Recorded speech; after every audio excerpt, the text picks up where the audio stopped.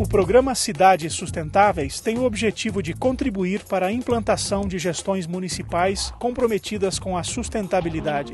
Assista aos vídeos e consulte o Guia Gestão Pública Sustentável. Lá, você encontrará fontes, referências e informações adicionais sobre cada um dos eixos da plataforma Cidades Sustentáveis. O objetivo geral do eixo do local para o global é assumir as responsabilidades globais pela paz, justiça, equidade, desenvolvimento sustentável, proteção ao clima e biodiversidade. A vida da cidadania acontece na cidade. Ela depois se manifesta no Estado, ela se manifesta na esfera federal e acaba se manifestando em última instância na esfera internacional, mas a experiência de cidadania primeira que as pessoas têm é dentro da sua cidade. A ação local é onde nós podemos perceber os desafios e onde nós podemos engajar as pessoas e os gestores. Ele tem um poder de transformação, educação e engajamento muito forte. Começa pela necessidade de fazer um inventário de emissões da cidade, passa por você ter políticas de mobilidade, passa por você ter políticas de desenvolvimento industrial, planejamento urbano. Tudo isso tem uma interferência na questão da sustentabilidade, na questão das emissões, na questão da proteção da biodiversidade e, acima de tudo, na qualidade de vida do cidadão. Nós precisamos pensar no planeta, mas a ação se dá no local, onde as pessoas percebem as mudanças, os desafios. Porque falar das mudanças nacionais necessárias, das mudanças globais também necessárias, às vezes está muito distante do cotidiano de cada pessoa e do gestor público. Então, a conservação da biodiversidade, a superação da pobreza, a redução das desigualdades, elas têm que ser percebidas localmente. As cidades, elas são elementos chaves na construção de um aspecto global sustentável.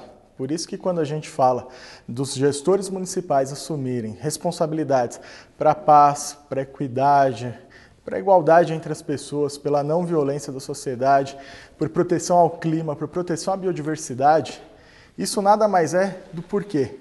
Porque as cidades, elas são as grandes causadoras dos problemas e da mesma forma é na cidade que vão começar as grandes soluções. Uma cidade que eu daria como exemplo dessa discussão avançada é Copenhague, é que como a população se adonou desse processo, ela na verdade decide qual é a pauta do próximo prefeito. Então ela diz, eu vou votar no próximo prefeito desde que ele apoie este programa. Então os prefeitos acabam se posicionando em cima de plataformas que são colocadas pela sociedade, entendendo que esse programa não tem o nome deste ou aquele prefeito, tem o nome da sociedade daquela cidade que quer esse plano em ação. A partir do objetivo central, considere os seguintes objetivos específicos: minimizar as alterações climáticas e buscar níveis sustentáveis de emissões de gases do efeito estufa.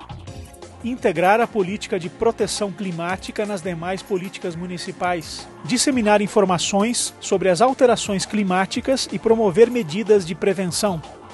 Reduzir o impacto no ambiente e promover o princípio da justiça ambiental. Reforçar a cooperação. Desenvolver respostas locais para problemas globais, em parceria com governos e comunidades.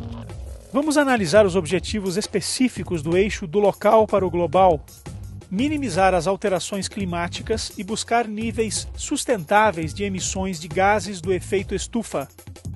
De alguma maneira, toda ação humana afeta ou causa a produção de gases de efeito estufa que agravam. A questão de mudanças climáticas, o seu indicador é ambiental, mas é um problema basicamente transversal. Ele passa pela agenda de saúde, passa pela agenda política, passa pela agenda econômica. Nós estamos com um paradoxo que respirar ficou perigoso, tomar água ficou perigoso porque tem agrotóxico na água e eventualmente comer também está perigoso. Então o gestor local tem muito a fazer para melhorar a sustentabilidade ambiental, mas precisamos avançar na sustentabilidade ambiental também como na social, tirar as pessoas da pobreza. É uma questão de justiça, é uma questão de economia, é uma questão de desenvolvimento. Não adianta você tratar isso num silo, então não é uma Secretaria Municipal de Meio Ambiente que vai resolver o problema das mudanças climáticas numa cidade. tem que ser uma abordagem mais transversal, tem que ser o prefeito dizendo como que eu faço para combinar com que a minha pasta de saúde, a minha pasta de meio ambiente, a minha pasta de desenvolvimento atuem juntos nesse sentido. Quando a gente fala de transporte, tem que pensar em mudança climática. Quando a gente fala na geração de energia, tem que pensar em mudança climática. A partir daí, eu tendo uma visão de todas as pastas, todos os setores do governo, de forma integrada, eu vou ter uma visão de que, por exemplo, pensar em transporte e mobilidade, vou pensar em ciclovia, em tirar carro da rua. Ao pensar, por exemplo, na geração de energia, eu vou pensar em um plano de geração de energia limpa. Integrar a política de proteção climática nas demais políticas municipais.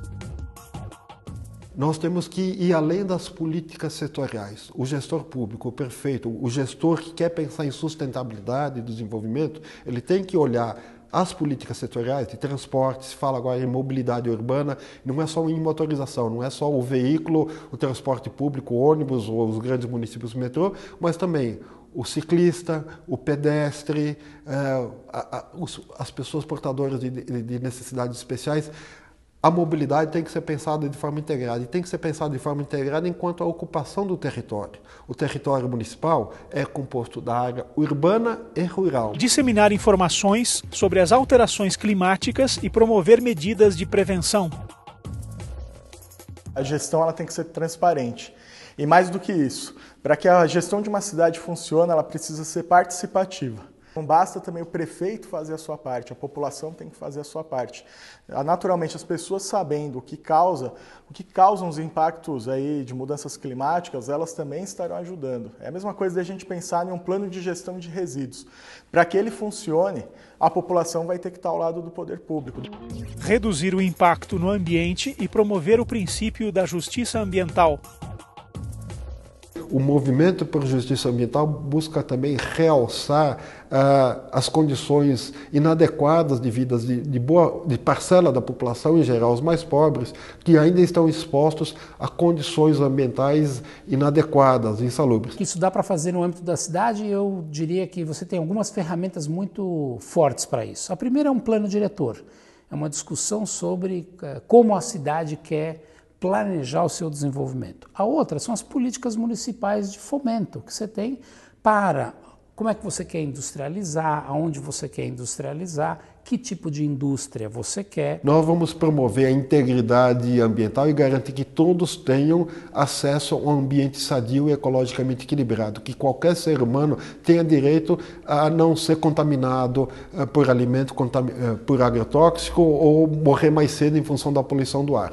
Desenvolver respostas locais para problemas globais em parceria com governos e comunidades.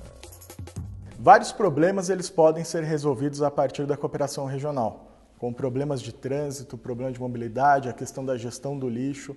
As cidades, criando consórcios intermunicipais visando a resolução desses problemas, naturalmente eles terão acesso a mais recursos, poderão pensar de forma descentralizada. Você pode fazer um colegiado de cidades que juntas conseguem fazer isso. Isso é muito comum na discussão, por exemplo, do tratamento de lixo, onde ao invés de fazer um buraco, jogar ou tocar fogo, você faz um conjunto de cidades para se responsabilizar e fazer um tratamento adequado com isso, e provavelmente com tecnologias, inclusive, que permitam você fazer uma redução da sua própria pegada de carbono. Para o eixo do local para o global, considere os seguintes indicadores principais.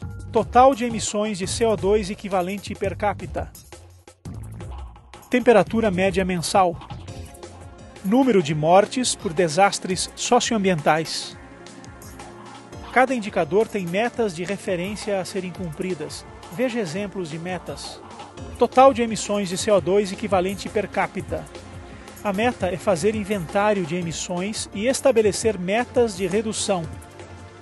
Alguns desses gases, como o gás carbônico, ficam na atmosfera de 20 a 150 anos. Então, por exemplo, se eu andei de veículo hoje e emitiu, obviamente, gás carbônico, o planeta vai continuar se aquecendo pela minha ação de hoje. O aquecimento do planeta provoca mudança de clima e todos os efeitos de enchentes, secas. Então, nós precisamos de parâmetros para saber se nós estamos diminuindo as nossas emissões e encontrando formas sustentáveis de viver. Então, nós precisamos de indicadores, de parâmetros para saber se a humanidade está conseguindo e o que se chama por uma menor pegada de carbono. As cidades, elas passam a ser o ponto-chave para a gente resolver uma série de problemas que existem. Por isso que é necessário que os prefeitos façam aí o inventário, enfim, conheçam de perto o que causa problema, o que causa poluição e também faça contabilidade verde, contabilize todos os seus passivos e os seus ativos ambientais. Temperatura média mensal. A meta é elaborar mapas de temperaturas por regiões da cidade e adotar medidas de mitigação nas ilhas de calor.